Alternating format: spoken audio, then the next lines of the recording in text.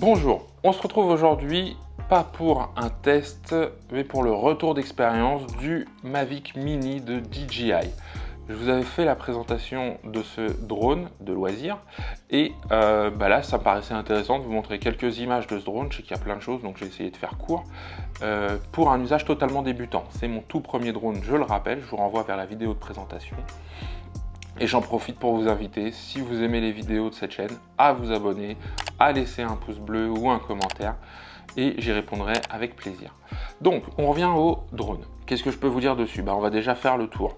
Très simple à configurer. Alors, c'est vrai, j'avais lu qu'il y a souvent des mises à jour de tout et n'importe quoi. Très fréquente, donc c'est vrai qu'il faut peut-être penser à les faire de chez soi quand on a le Wi-Fi plutôt que d'être sur place. Si on capte pas ou très peu, ça risque d'être très ennuyeux et il y a certaines mises à jour qui bloquent le décollage. Donc très facile d'utilisation, de transport, je reviendrai un petit peu plus tard là-dessus. C'est un drone qui est facile à prendre en main. Franchement, au bout de quelques minutes, une fois qu'on a compris les commandes, je rappelle, je ne suis pas familier des drones, eh bien c'est quelque chose de très intuitif. Là-dessus, DJI, je pense, n'ont pas beaucoup d'équivalents et il y a une bonne réactivité. Alors, il y a trois modes. Il y a un mode ciné, un mode normal et un mode sport. Les trois sont franchement assez réactifs. C'est vrai qu'en mode ciné, c'est très lent comme déplacement, donc c'est fait pour faire des belles séquences d'images. Le mode sport est plus rapide. Je ne sais pas ce que donnent les autres drones, je ne peux pas comparer. C'est pas hyper violent non plus en mode sport, mais il y a de quoi s'amuser déjà pour un premier drone. C'est un très beau jouet. Alors je laisse toujours ça parce que j'ai lu que, ça je le rappelle, pour le transport ça protégeait très bien la nacelle. Comme c'est une nacelle stabilisée, je veux vraiment faire très attention. C'est quelque chose qui a une définition, moi, qui me paraît très honorable, très correcte. En tout cas pour moi, à mon niveau, ça fait des images plus qu'exploitables et même de qualité. D'accord. Maintenant, je serais curieux un jour d'essayer un Mavic R2, les Mavic Pro qui sont eux vraiment avec des capteurs autres. D'ailleurs, je vais revenir dessus parce qu'il y a quelques défauts. Il n'est pas sans défaut. Voilà, donc ça respire la solidité, je ne l'ai pas craché, je fais très attention à ce niveau-là. Ça prend énormément la poussière, donc je le dépoussière en revenant de sortie. Mais au niveau des bras, parce que ce sont les bras, je rappelle, qui sont articulés pour le faire tenir dans une place minimale, eh bien, j'ai pas d'usure. Et au niveau des hélices, j'ai rien constaté non plus. Alors comme elles n'ont pas pris de choc, il n'y a pas de raison. Donc moi, ce qui m'a plu, c'est la compacité de l'engin. J'ai peut-être pas des petites mains, mais c'est vrai que c'est 249 grammes, je le rappelle. C'est quelque chose de très bien. Pas de détecteur de collision. J'en ai pas ressenti le besoin, mais j'ai pas pris de risque avec non plus. Il y a juste le détecteur pour la partie du sol au moment de l'atterrissage. J'ai très peu fait de manipulation à la main, c'est-à-dire qu'il a décollé une ou deux fois de mes mains. Il faut juste faire attention de ne pas se prendre les hélices. Je l'ai pas fait, si je l'ai fait atterrir une fois aussi dans ma main parce que l'endroit était escarpé, mais je ne l'ai pas trop utilisé. Il y a une chose, oui, c'est vrai, quand il est posé au sol, tout déployé, la caméra est très près du sol. Donc si vous tombez, si vous le faites atterrir sur un rocher ou à côté d'un caillou un peu gros, que la caméra tombe dessus ou se pose dessus, sans tomber, se pose dessus, peut-être que ça pourrait abîmer le système de stabilisation. Donc bien faire attention, ils vendent des pistes pliables de décollage et d'atterrissage, donc eh bien ça peut être un achat d'une vingtaine d'euros à envisager là-dessus. Donc moi je rappelle, j'ai pris le Flymore Combo. C'est une centaine d'euros supplémentaires. Pourquoi? Parce que, eh bien, on a déjà la poche de transport qui maintient le tout et qui est assez compacte. C'est peut-être pas la plus compacte, mais en tout cas, ça fait bien le job. On a 3 batteries avec un chargeur qui permet de charger les 3 batteries, de vérifier juste en appuyant là sur le bouton le niveau de charge des batteries. Donc là, j'en ai 2 pleines et une qui est à 25-50%.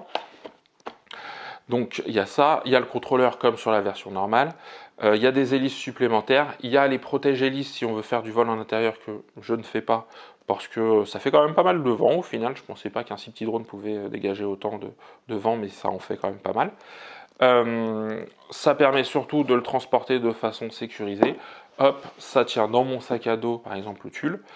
C'est une centaine d'euros supplémentaires le Flymore Combo, mais si on avait tout acheté de façon séparée, eh bien ça aurait coûté beaucoup plus cher. Surtout qu'avec les 3 batteries, on tient 1h15 en vol, quoi. 1h15, moi j'ai jamais fait 1h15 de vol. Par contre, ce qui est intéressant, c'est j'en utilisais une, j'allais faire un vol, je me déplaçais, j'allais sur un autre endroit, je faisais une deuxième session avec une batterie, une fois qu'elle était vidée, je remettais dedans. Si le coin était vraiment sympa, je remettais une deuxième batterie, mais sinon, voilà, avec déjà 25 minutes de vol, on fait déjà pas mal de plans. Alors, on va faire les plus et les moins. En termes de points positifs, la compacité, la prise en main facile, l'application qui marche très bien, le retour vidéo de qualité sur smartphone pendant qu'on vole. Là-dessus, pas grand-chose à dire. Qualité d'image suffisante pour un débutant pour moi, ça me va très bien. Les images que vous allez voir et que je vais vous montrer sont des images issues du drone, non éditées, non retouchées. J'ai voulu vous les mettre brutes telles que je les ai prises. Les 3 modes ciné, normal et sport pour les déplacements sont très bien indiqués et on sent bien une différence entre les 3 modes. Là-dessus, vraiment rien à dire non plus. Une certaine robustesse, sauf pour la caméra, j'y reviendrai un peu après. Mais ouais, moi j'ai un sentiment de solidité qui se dégage de ça. Le pack Flymore Combo qui permet de voler plus d'1 heure, 1h15 sans trop de soucis. Vraiment rien à dire. Une bonne stabilité, quelque chose qui bouge pas, ça aussi c'est rassurant. Voilà tout ce que je peux dire là-dessus. Au niveau des moins, alors il y a quelques points négatifs. Au niveau de la caméra stabilisée, j'ai le sentiment d'une certaine fragilité. Ça bouge un peu dans tous les sens, c'est normal, c'est une caméra stabilisée, donc j'y mets toujours le capot comme je le disais. Je sais pas si c'est si fragile que ça, mais en tout cas voilà, c'est un ressenti que j'ai plutôt que quelque chose que j'ai vécu. Toujours dans les points négatifs. Alors c'est pas un gros point négatif, mais c'est quand il y a un peu de vent. Voilà, on a des alertes, ça peut faire comment dire peur. Je vous mets un plan voilà, où il y avait du vent et j'avais des alertes vent fort. Jusqu'à 20-25 km/h, pas trop de soucis, il reste stable. Je pense que ça joue aussi sur l'autonomie parce qu'il compense. Maintenant, bon, voilà, moi j'ai toujours cherché ça et j'ai téléchargé une application qui s'appelle Windy, je vous la donne, qui me permet de voir le vent sur l'endroit où je veux aller. Ça, c'est un petit truc que je vous donne en plus. Toujours dans les points négatifs, après, c'est dans certaines conditions de prise de vue. Regardez là dans ce que je vais vous montrer. Déjà, les forts contre-jours. Il n'y a pas une plage dynamique énorme. C'est dû au capteur et forcément, c'est de l'entrée de gamme. Je ne sais pas si, voilà, je vous montre quelques plans de coucher de soleil. On pourrait peut-être corriger ça avec des filtres ND. Moi, je n'en ai pas, donc et j'ai pas voulu investir dessus pour commencer. Je ne sais pas si j'en achèterai, mais en tout cas, c'est pas forcément quelque chose là, voilà, de hyper qualitatif. Dans les rotations, quand il est en rotation comme ça, peu importe le mode, je trouve que les rotations sont trop rapides. Alors après, ça se gère très bien, mais c'est vrai qu'au démarrage, si on n'y pense pas lors de sa prise de vue, ça tourne rapidement. Ça fait un plan qui n'est pas hyper joli. Alors on peut le ralentir si on tourne en 60 images par seconde, mais c'est pas forcément ce qu'il y a de plus qualitatif. J'aurais cru qu'en mode ciné, il se déplace plus lentement. Il se déplace plus lentement, mais pour moi c'est pas assez lent. Mais après avec la manette des gaz, ça se gère. On peut très bien le faire et le faire quelque chose de très propre. C'est juste un coup de main à prendre. Voilà en tout cas pour les points pour moi les plus négatifs. La vidéo touche à sa fin. Je peux vous dire juste une chose, c'est que pour un premier drone, moi je suis conquis. Qualité DJI, j'en avais entendu parler, j'avais pas eu de drone DJI jusque là, et bien c'est vraiment le top. Il n'y a pas grand chose à redire, vous avez les plus et les moins juste avant. Si la vidéo vous a plu, abonnez-vous, laissez un commentaire ou un pouce bleu, et je vous dis à bientôt pour de nouveaux tests, peut-être de drones, peut-être d'autres choses. Allez, à bientôt.